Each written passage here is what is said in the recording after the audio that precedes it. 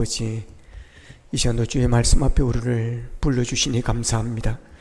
아버지 하나님, 갈급한 심령, 목마른 사슴이 시냇물을 찾듯 주의 말씀을 찾아왔습니다.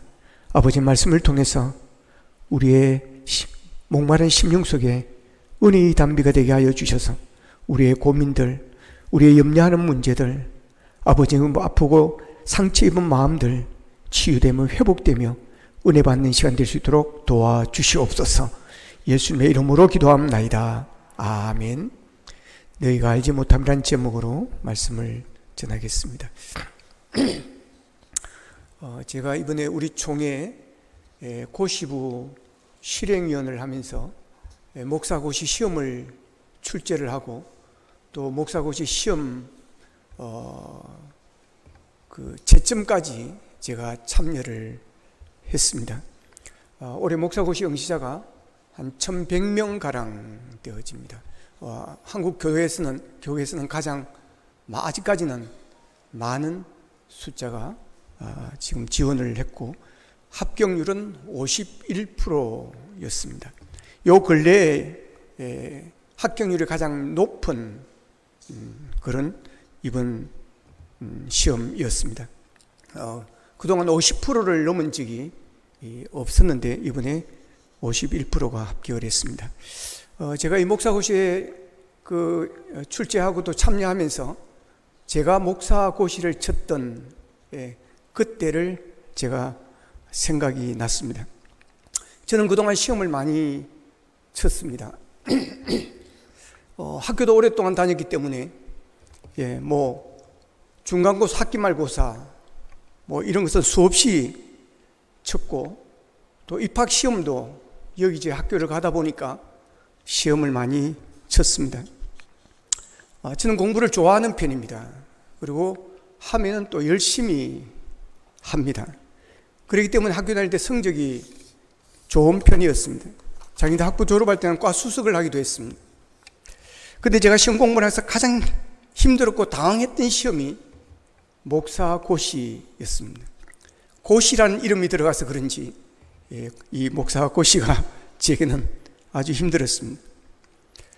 친구들은 몇 달 전부터 목사고시를 준비한다고 그렇게 이야기를 하고 또 어떤 친구들은 휴가를 받아서 또 기도원에 들어가서 공부도 하고 그랬습니다. 그러나 저는 되게 느긋했습니다. 목사고시 4일을 앞두고 저는 책을 잡았습니다. 왜 그렇게 했는가 하면 선배들이 공가를 쳐서 그렇습니다. 선배들이 목사고시 3일만 하면 돼. 3일만 공부하면 돼. 그래가지고 저는 그 말을 믿고 쏘갔습니다. 그래서 친구들이 막 공부하는 걸 보고 나도 해야 되겠다 싶어가지고 선배들의 말은 듣지 않고 3일만 하면 된다 그랬는데 저는 4일째 된 날부터 저는 이제 목사고시 자료를 제가 손에 잡았습니다. 근데 공부에 시작하려고 하니 장난이 아닌 겁니다. 공부 분량이 이게 장난이 아니었습니다. 교회사, 헌법, 성경, 논술, 설교입니다. 학교 다닐 때 이런 과목들은 한 학기 한 과목씩 공부하는 그런 과목입니다. 학교 다닐 때 한 학기를 이런 것을 한 과목을 가지고 공부를 하면 시험이 중간고사와 학기말로 나누어집니다. 그러면 시험 범위가 반으로 줄어드는 것입니다. 그렇기 때문에 시험 공부하는 것이 많이 수월합니다. 그리고 학교에서 시험 치는 중간고사나 학기말고사 같은 것은 교수님의 강의를 잘 듣고 강의 노트만 잘 보면 웬만하면 시험을 잘 치게 되어집니다. 근데 목사고시는 그런 게 없는 겁니다. 교회사 전체를 공부해야 되는 것이고 성경책 전체를 공부해야 되는 것이고 헌법책 전체를 다 읽어야 하는 것입니다. 읽는다고 되는 게 아닙니다. 시험이라는 것은 외워야 되는 것입니다. 그중에 한 것만 공부를 해도 이게 만만치 않은 분량이었습니다. 저는 그런 것도 모르고 3일만 하면 된다는 말에 쏘아가지고 제가 이렇게 아주 당황하고 아주 힘들게 목사고시를 공부했습니다. 그래서 며칠 동안 벼락 공부를 했습니다. 제 장점 중에 하나가 벼락 공부에 능하다고 하는 것입니다. 그렇게 공부를 해서 시험을 쳤는데 다행히 제가 공부한 것들이 많이 나와가지고 제가 겨우 무사히 1차에 합격을 했습니다. 꼭 이것은 1차에 목사 코치는 합격하지 않아도 됩니다. 다음에 저도 친구들과 같이 안수를 받게 되는 겁니다. 그렇습니다. 무슨 일이든지 준비라는 게 아주 중요하다고 하는 것입니다. 이 준비한다는 이것이 아주 중요합니다. 시험도 미리미리 잘 준비한 자는 시험이 와도 당황하지를 않습니다. 미리미리 시험 공부를 하지 않으면 시험날이 다가오면 그때는 급해지는 것이고 분주해지는 것이고 당황하게 되어지는 것이고 또 옳게 준비를 잘못해서 시험을 망칠 수도 있는 것입니다. 전에 TV에서 본 일입니다. 학교 교장선생으로 퇴직하신 분이 그 퇴직금으로 식당을 개업버렸습니다. 그런데 이 식당이 생각보다 잘 안 되는 겁니다. 그래서 결국 문을 닫게 되어졌습니다. 그러면서 이분이 하는 이야기입니다. 저는 장사를 너무 쉽게 생각했습니다. 제가 식당에서 퇴직금까지 다 날려버린 것은 결국 준비 부족이었습니다. 혹 나 같은 직장을 퇴직하신 분이 무슨 장사를 하러 가는 분이 있다면 함부로 기업하지 마시기를 바랍니다. 철저하게 준비를 하고 도전을 하십시오. 그리고 그 분야에 대해서 잘 모르면 어중간하게 알면 아예 사업이나 장사를 하지 마십시오. 잘못하면 다 까먹습니다. 보십시오. 장사도 사업도 그 분야에 있어서 준비 없이 하면 실패할 확률이 높다라고 하는 것입니다. 그렇습니다. 장사도 사업도 공부도 준비가 중요합니다. 철저한 준비가 있어도 성공할까 말까 한데 여러분 그런 준비 없이 하면 반드시 실패할 수밖에 없다는 것입니다.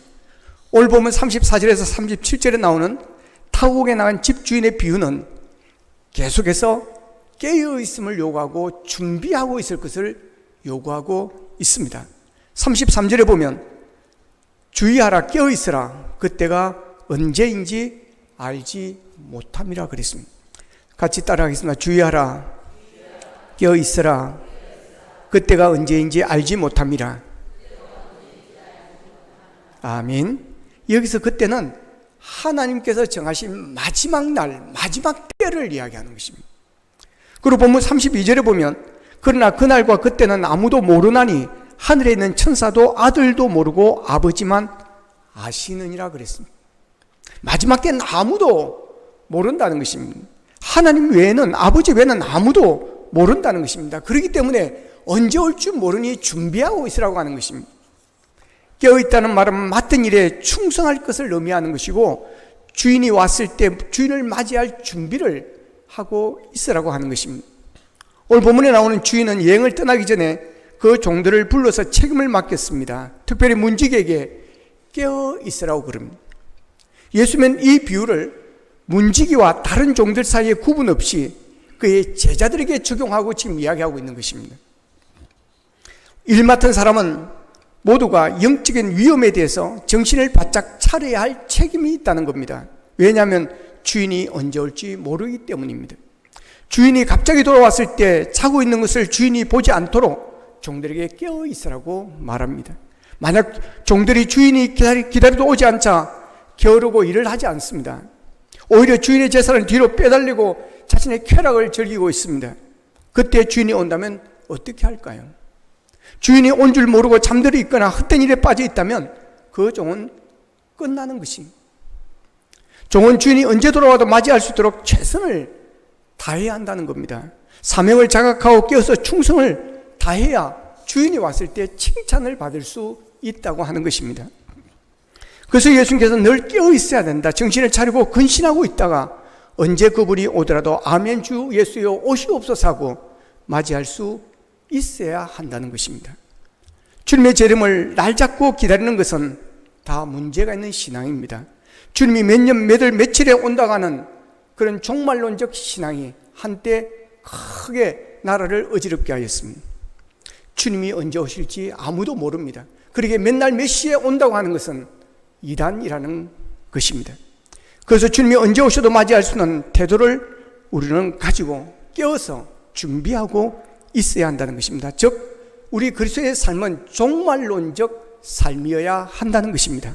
오늘 하루가 내 인생의 마지막 날인 것처럼 최선을 다해야 하고 우리가 최선을 다해 살아가야 한다는 것입니다.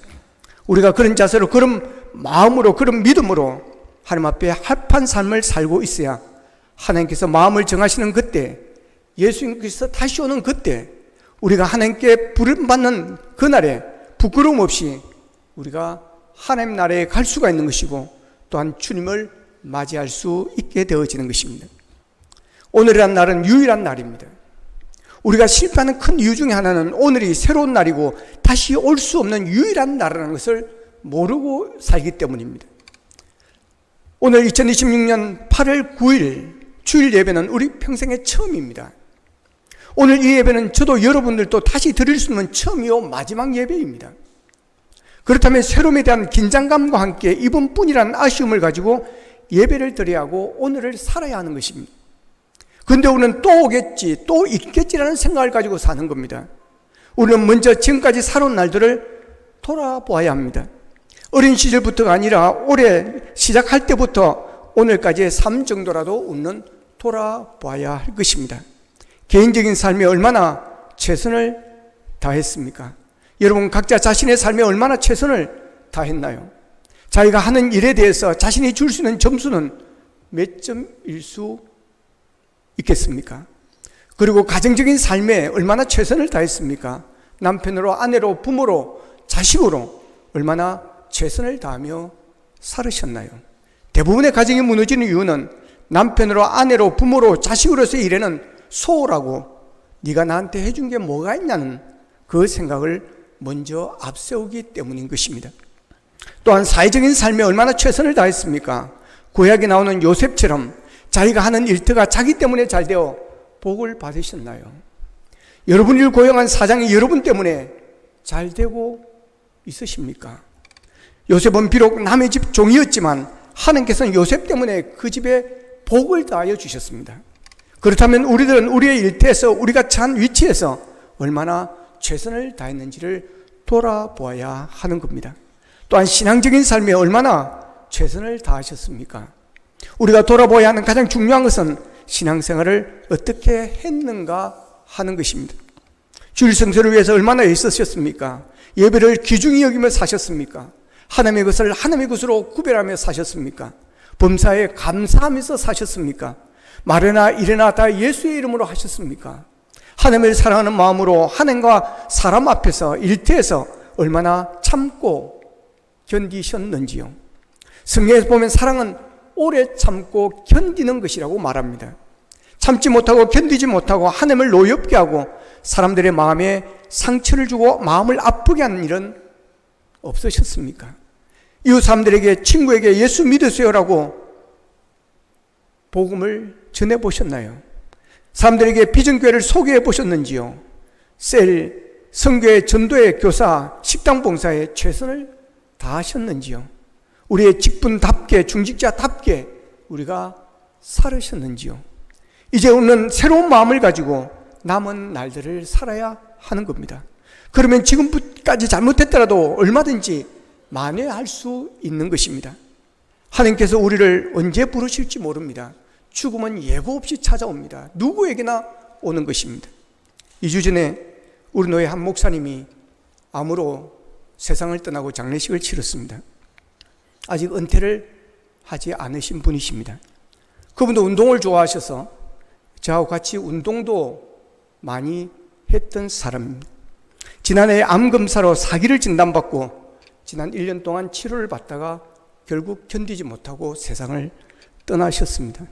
그분이 암에 걸리고 나서 그런 말을 했습니다. 내가 왜 암에 걸렸는지 모르겠다.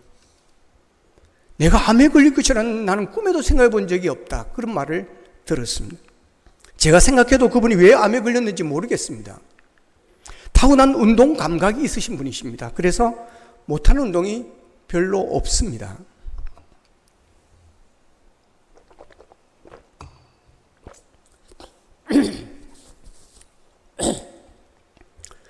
음악도 잘합니다. 음악도 좋아해서 기타를 잘 치고 노래도 잘하고 앞에서 진행도 잘하는 그런 분이었습니다. 글쓰기를 좋아하고 시를 잘 썼습니다. 그리고 숲이나 에세이를 잘 써서 자주 그 글을 저에게 보내주었습니다. 그러니 자신은 암에 걸릴 이유가 없다고 생각했던 것입니다. 그런데 암에 걸려서 그 암을 이기지 못하고 결국 1년 만에 숨을 거두고 말았습니다. 히브리서 9장 27절에서 말합니다. 한번 죽는 것은 사람에게 정해진 것이요. 오늘 건강하고 기분 좋게 교회 나오신 여러분, 신앙생활을 잘 하시기를 바랍니다. 이웃과의 관계도 바르게 하시고 원수 맺고 살던 사람과 이제는 푸시기를 바랍니다. 병들기 전에, 늙어 기력이 쇠하기 전에, 죽음을 맞기 전에 하나님의 마음에 합한 삶을 결단하며 사시기를 바랍니다. 왜냐하면 그날과 그때를 우리는 모르기 때문입니다. 한 목사님이 미국에 이민을 갔다가 대학원 논문 등 처리해야 될 일이 있어서 한국에 들어왔습니다. 그런데 이분이 인천공항에서 내려서 집으로 들어오는 길에 아버지가 세상을 떠났다는 연락을 받습니다. 그때 이분이 그런 말을 했습니다. 이럴 줄 알았으면 하루라도 먼저 와서 아버지의 임종을 지켜볼 수 있었을 텐데. 여러분, 하나님이 정하신 그 시간과 그 때를 우리가 어찌 알 수 있겠습니까? 그것만 알았다면 단 하루라도 아니면 단 3일이라도 먼저 와서 아버지 곁에서, 그래서 아버지 손을 잡고 기도라도 해주며 마지막 임종을 보낼 수 있지 않았겠습니까? 그러나 그것을 아무도 모르는 것입니다. 그러기에 우리는 죽음을 준비하고 다시 오실 주님을 맞이할 준비를 하고 있어야 한다는 것입니다. 오늘 본문 말씀과 같은 말씀이 마태복음 24장에 나옵니다. 마태복음 24장 44절에서 이렇게 말합니다. 이러므로 너희도 준비하고 있어라. 생각하지 않은 때에 인자가 오리라라고 말씀을 하십니다. 그런데 우리는 주님을 맞이할 준비를 해놓고 살아야 한다는 말씀을 많이 듣지만 저 멀리 있다고 생각을 하는 겁니다. 아직은 아니라고 생각하는 것입니다. 그러나 그러다가 기회를 놓치는 것입니다. 창세기 6장에 보면 노아가 살고 있던 그때의 사람들은 너무 타락했습니다. 그래서 하나님께서 홍수로 심판하기로 결심을 하게 되어집니다. 하나님께서 노아에게 말씀하시기를 산 위에 방주를 짓고 홍수를 준비하라고 합니다. 노아는 하나님의 말씀에 순종해서 산 위에다가 배를 짓기 시작했습니다. 사람들이 볼 때는 정상이 아닌 것입니다. 배를 지으려면 바닷가에 지어야 하는 것입니다. 물가에 지어야 하는 것입니다. 그런데 산 위에다가 배를 짓고 있습니다. 그러니 사람들이 뭐라 그러겠습니까? 이상해졌다고 하지 않겠습니까? 그러면 노아는 그들에게 말합니다. 하나님이 말씀하셨다. 홍수의 심판이 있을 것이다. 그러니 그 준비를 해야 된다라고. 그러나 그 누구도 그들의 말을 들은 사람은 한 사람도 없었습니다. 그들은 홍수 전 노아가 방주에 들어가는 날까지 먹고 마시고 장가들고 그들은 시집갔습니다. 홍수가 나서 다 멸하기까지 깨닫지 못하였다고 예수님은 그렇게 말씀을 하십니다. 그런데 노아의 때처럼 예수님의 재림의 때도 똑같은 일이 벌어질 것이라고 말씀을 하십니다. 많은 사람들이 예수님이 하신 말씀을 깨닫지 못하고 먹고 마시고 즐기는 세상 속에 빠져 살다가 아무 준비 없이 마지막 날 주님 오신 날을 그들은 맞게 될 것이라는 것입니다. 여러분, 이 예수님의 경고의 말씀을 절대 잊지 마시고 항상 기억하고 주님 맞을 준비를 하는 우리가 되기를 원합니다. 그렇게 준비된 사람에게는 주님 재림하시는 날이 가장 행복한 날이 될 것입니다. 기쁨으로 예수님을 맞이하게 될 것입니다. 주님이 오시는 그날은 모든 고난이 끝나는 날입니다. 환난과 시험이 끝나는 날입니다. 주님을 모시고 영생 복락을 누리는 날입니다. 그러나 준비되어 있지 않는 사람에게는 예수님이 재림하신 날이 비극적인 날입니다. 예수님을 맞이하지 못하고 가슴을 치며 통곡하는 날입니다. 구원받을 기회는 더 이상 없습니다. 심판날이 멸망당하는 날이 그날이 되어지는 것입니다. 이렇게 그들에게는 불행한 날이 되는 겁니다. 우리나라도 한때 중동 건설로 외화를 벌어들였던 그런 때가 있었습니다. 그때 중동 지역에 나가서 건설에 참여한 남편을 둔 여인들이 있었습니다. 어느 날 남편이 계약했던 날짜보다 빨리 입국한다는 연락을 받습니다. 이 편지를 받아본 여인은 얼굴이 새파랗게 질립니다. 도무지 기뻐하지를 않습니다. 그동안 남편이 보낸 월급을 다 날려버렸기 때문입니다. 그동안의 외로움을 달래기 위해서 카바레에 발을 디디게 되었고 결국 못된 제비족에 걸려서 몸도 마음도 다 날려버렸습니다. 이 부인에게는 남편이 돌아온 날이 곧 맞아 죽을 날이요 이혼당할 날입니다. 반면에 어떤 분은 남편이 돌아온다는 편지를 받고 얼마나 기뻐하고 즐겁든지 집을 다시 깨끗하게 단장을 하고 남편이 좋아하는 음식을 준비하고 미장원에 가서 머리도 손질을 하고 예쁜 옷으로 갈아입고 공항으로 마중을 나갔습니다. 여러분, 이 두 사람 중에 어떤 부류에 속하는 것입니까? 신랑 되시는 주님이 오실 때 오는 어떤 모습으로 주님을 맞이할 것 같습니까? 주님 오신 날을 준비한 우리는 무엇보다도 사명에 충실해야 할 것입니다. 그 사명은 영혼 구원입니다. 복음을 전하는 일입니다. 주님 오신 날, 그리고 하나님이 부르시는 날, 나 혼자만 구원받고 나 혼자만 영광의 장치에 참여하는 자가 아니라 예수 믿지 않는 우리 이웃들을, 우리의 가족들을 전도해서 함께 천국 가고 주님 다시 오시는 그날 영광의 잔치에 함께 참여해야 한다는 것입니다. 여러분이 가족을 사랑한다면 가족의 복음을 전해서 한 사람의 이상 가족 없이 천국에 가게 되기를 축복합니다. 주님이 우리에게 부탁하신 일 가운데 가장 중요한 것은 마가복음 16장 15절에서 이렇게 말씀하십니다. 같이 읽겠습니다. 시작. 또 이르시되 너희는 온 천하에 다니며 만민에게 복음을 전파하라. 아멘. 너희는 온 천하에 다니며 만민에게 복음을 전파하라고 하십니다.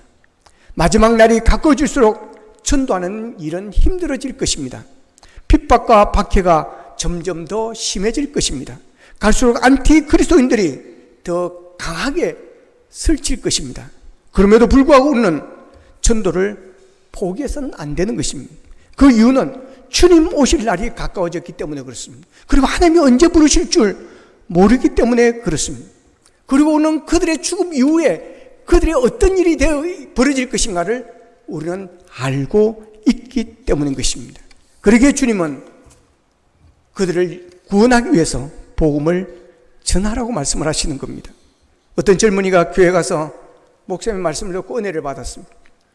그날 친구 부부를 초대해서 식사를 대접하고는 차를 마시면서 그가 이런 이야기를 합니다. 오늘 교회에서 설교 시간에 목사님이 이런 설교를 하셨어. 곧 예수님이 오시는데 그때 예수 믿는 사람들은 모두 예수님을 따라 하늘로 올라가 천국으로 가고 예수님을 믿지 않는 사람들은 이 땅에 남아서 환난을 당하고 지옥에 간대. 나는 이것이 사실이라고 믿지만 자네는 무신론자이니 믿지를 않겠지. 그래서 하는 말인데 예수님이 오시면 내 재산 자네가 다 가져가게. 이 집도 이 땅도 이 텔레비전도 은행에 있는 그 돈도 이 차도 자네가 가져가게. 각서를 써달라고 하면 내가 써주겠네. 친구 집에 초대받아 갔다가 횡재를 한 이 친구 부부는 집으로 돌아와 너무 좋아서 밤늦도록 잠을 이루지를 못했습니다. 각서를 받았으니 예수님이라는 분이 빨리 왔으면 좋겠다는 그런 소원을 가지게 되어집니다. 하지만 날이 갈수록 이상하게도 그 좋던 마음이 점점 변하기 시작합니다. 그 마음이 점점 불편해지기 시작했습니다. 도대체 천국이라는 것이 얼마나 좋은 것이길래 한 점의 아쉬움도 없이 선뜻 재산을 포기할 수 있을까? 하늘나라는 것이 그만큼 좋은 것인가? 라는 고민에 빠지게 되어지는 것입니다. 그 맨날을 고민하는 그때 친구분은 드디어 전화를 했습니다. 여보게 친구, 나에게 자네의 재산을 다 주지 말고 예수 믿고 구원받아 천국 가는 방법을 가르쳐 주게나. 우리 부부도 천국에 가고 싶네. 여러분, 내가 전도 안 되겠어 그 사람이 돌아올까? 그 사람이 예수를 믿을까? 라고 여러분 의심하지 마시기를 바랍니다. 고린도서 1장 12절에 보면 하나님께서 전도에 미련한 것으로 믿는 자들을 구원하시기를 기뻐하셨다라고 말합니다. 여러분, 전도가 미련해 보이지만 우리가 전도할 때 성령이 역사하시고 성령이 움직이시면 그 사람의 마음이 여러분 움직이게 되고 그 마음이 열리게 되어지고 그 안에 예수 그리스도를 영접할 수 있다는 사실을 믿으시기를 축복합니다. 그래서 바울 사도는 디모데후서 4장 2절에서 너는 말씀을 전파하라. 때를 얻든지 못 얻든지 항상 힘쓰라고 말씀을 하십니다. 그만큼 전도가 시급하다고 하는 것입니다. 때가 가까이 왔기 때문입니다. 영혼 구원을 지체할 시간이 없다라고 하는 것입니다. 로마의 한 황제는 신하들에게 자기를 아내라고 인사를 올 때 이런 인사를 하라고 했다고 그럽니다. 배아 죽음을 기억하십시오. 배아 죽음을 기억하십시오. 이 황제는 그 말을 들을 때마다 자신의 죽음을 기억했다는 것입니다. 나도 죽을 날이 있겠구나. 나도 언제 죽을지를 모르겠구나. 배아 죽음이 있음을 기억하십시오. 그러면서 오늘이 마지막이라는 자세로 하루하루를 최선을 다해 살았습니다. 그래서 그는 지혜로운 왕이라는 이름을 얻게 되어집니다. 사람이 죽을 날을 알고 사형 선고가 떨어지면 여러분 그 남은 삶을 어떻게 살겠습니까? 뭐가 부러운 게 있겠으며 뭐가 그렇게 욕심을 부리겠습니까? 그분은 무슨 말씀을 하실까라는 그레이스 토레이의 시가 있습니다. 그분이 오늘 오셔서 내 손에 가득한 미래의 계획을 보신다면 아무리 멋진 계획이라도 그 속에 나의 구조와 함께 나눌 것이 없다면 그분은 무슨 말씀을 하실까? 그분이 오셔서 나의 사랑이 식은 것을 보신다면, 나의 믿음이 약하고 힘에 그분을 찾지조차 않는다면 그분은 무슨 말씀을 하실까? 그분이 오늘 오셔서 내 인생길에 축복을 준 나의 천국의 친구에 대해 한 영혼에게 말하지 않는 것을 아신다면 그분은 무슨 말씀을 하실까? 그분이 오늘 오시면 나는 기뻐하리 그분께서 모든 일을 위해 죽으신 것을 기억하며, 하지만 나를 통해 그 누구도 그분의 부르심을 듣지 못했다면 그분은 무슨 말씀을 하실까? 여러분, 오늘 이 시간 주님께서 나에게 다가오셔서 나의 계획과 나의 신앙의 모습을 보신다면 주님이 뭐라고 말씀하실까요? 이것을 의식하고 살아가는 것이 바로 종말을 살아가는 성도의 지혜로운 삶의 태도일 것입니다. 언젠가 오늘 반드시 나의 죽음이 찾아옵니다. 언젠가 오늘 주님이 재림주로 다시 찾아오십니다. 그 날이 언제인지 알 수 없지만 오늘 이 순간이 내 인생의 마지막 시간이요 날임을 깨닫고 산다면 그 인생은 진지하고 거룩해질 것이 분명합니다. 우리는 때때로 교만에 가득 차 있습니다. 어떤 자극적인 말을 들을 때 나는 아니지는 말은 라는 생각을 하게 되어집니다. 쉽게 설명하면 나 같은 죄인 살리신 주님의 은혜는 당연하지만 너 같은 죄인 살리신 주님의 은혜는 놀랍다고 생각을 합니다. 자기에 대해서는 정당하고 다른 사람에 대해서 모질게 평가하고 다른 사람이 받은 은혜에 대해 질투하고 있습니다. 여러분은 어떠십니까? 여러분이 갈 것을 확신하는 천국에 함께 가기 싫은 사람은 없습니까? 여러분이 타고 있는 구원의 방주의 모형은 비전교회에 함께 타고 있다는 것이 기분 나쁜 사람은 없습니까?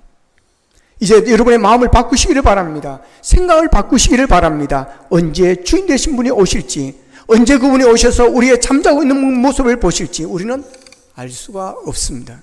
그러므로 우리는 정신을 차리고 깨어 있어야 하는 것이고, 내가 눈을 감는 한 하나님 앞에 설 날을 준비하고 다시 오실 주님을 맞이할 준비를 하고 살아가야 하는 겁니다.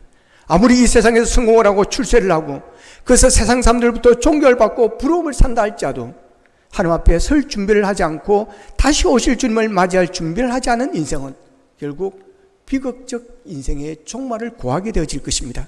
그러나 비록 가진 것도 없고 배운 것도 없고 세상에 내어놓을 만한 그런 것도 없다 할지라도 내가 하나님 앞에 설 날을 준비하고 다시 오실 주님을 맞이할 준비를 하고 산 인생이라고 한다면 그 인생은 복된 인생이요, 그 인생은 성공한 인생이요, 그 인생은 진정으로 하나님 앞에 영광 돌리는 그런 최후의 승리자가 될 줄로 믿습니다.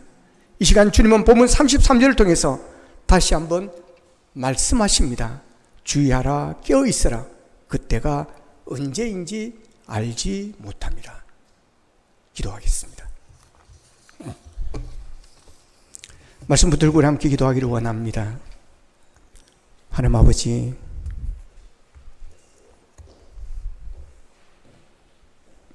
주님이 언제 오실지 제대로 알 수 없습니다.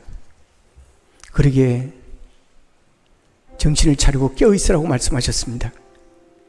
그러나 우리는 그 마지막 날이 나하고는 관계가 없는 날이라고 생각하고 살아갈 때가 많습니다. 주님이 언제 우리를 부르실지 우리는 알지 못합니다. 그럼에도 불구하고 우리는 저 멀리에 있다고 생각하고 우리는 느긋하게 살았습니다. 하나님 아버지, 그날과 그때는 우리가 알지 못합니다. 주님이 말씀하신 대로 우리가 정신을 차리고 깨어서 주님 오실 날을 준비하며 살아가기를 원합니다. 오늘이 마지막인 날처럼 아버지의 종말론적 신앙으로 하나님 앞에 설 날을 준비하며 살아가기를 원합니다. 아버지 하나님, 우리가 진정으로 하나님 마음에 합한 자의 삶을 살기를 원합니다. 이웃을 사랑하며 살기를 원합니다. 아버지 하나님의 나라를 을을 위해서 살아가기를 원합니다. 하나님, 그래요 하나님의 마음을 기쁘시게 하는 자 되어지게 하여 주시고 나를 통해서 또 많은 영혼들이 주께로 돌아온 일들이 나게 도와주시기를 원합니다. 그래야 함께 주님 오시는 그날에 영광의 잔치에 우리가 함께 참여하게 하시고 주님 부르시는 날 우리가 눈을 감을 때 함께 천국에서 눈뜨는 많은 우리의 믿음의 종력자를 세워갈 수 있도록 도와주시옵소서. 아버지, 믿지 않는 우리 가족들이 있습니다. 하나님이여 긍휼히 여겨 주시옵시고 성령께서 그 마음을 움직여 주셔서 주께로 나오게 하시고 예수님을 영접하게 하여 주시고 믿음으로 살아가는 복이 있게 하여 주시옵소서. 다 같이 기도드리겠습니다. 잡으신 아버지 하나님 감사하고 감사합니다. 아버지 하나님여 주의하라 깨어있으라 그때가 언제인지 알지 못함이라고 하셨습니다. 하나님 아버지 하나님 아버지 늘 깨어 우리가 준비하는 인생이 되어지기를 원합니다. 무엇을 하든지 준비하는 우리의 인생이 되어지기를 원합니다. 하나님 아버지 하나님 아버지 주님 오실 날을 우리가 준비하며 살게 하여 주옵소서. 지혜로운 다섯 처녀처럼 기름을 준비하며 살게 도와주시기를 원합니다. 하나님 앞에 살 때 아버지 하나님여 우리가 내놓을 것 말할 것들이 만들며 살아가기를 원합니다. 칭찬받을 일들을 우리가 세워나가며 살기를 원합니다. 하나님 아버지 우리의 느긋함 우리의 기름을 긍휼하게 주시옵소서. 아버지 하나님 아직도 믿지 않는 우리 가족들이 있습니다. 주님 오실 날이 가까워졌습니다. 하나님의 부르심의 날이 가까워져 있습니다. 저들에게 복음을 전하게 하시고 저들을 주께로 인도할 수 있도록 도와주시옵소서. 하나님 우리를 불러주시니 감사합니다. 아버지 하나님 우리의 신앙이 종말론적 신앙이 되어지기를 원합니다. 언제 주님이 오실지 우리는 알 수가 없습니다. 우리의 죽음이 언제 우리에게 닥쳐올지 우리는 알 수 없습니다. 아버지 하나님 주님 부르시는 그날을 준비하며 살게 하시고 주님 오실 날 우리가 주님을 기쁘게 맞이할 수 있도록 우리의 주어진 삶에 최선을 다하게 하여 주시고 믿음 가운데 굳게 서서 하나님 앞에 영광 돌린 자로 살아갈 수 있도록 도우시기를 원합니다. 때가 가까워져 있습니다. 또 언제 부르실지 모릅니다. 우리의 가족들을 아버지 하나님여 주님 사랑해 주시고 긍휼히 여겨 주시고 저들이 예수 믿고 구원받을 수 있도록 우리가 복음을 전하게 하여 주시옵소서. 그래야 함께 천국 가게 하시고 함께 주님이 오셨을 때 영광의 잔치에 참여하는 복을 누리게 하여 주시옵소서. 예수님의 이름으로 기도하옵나이다. 아멘.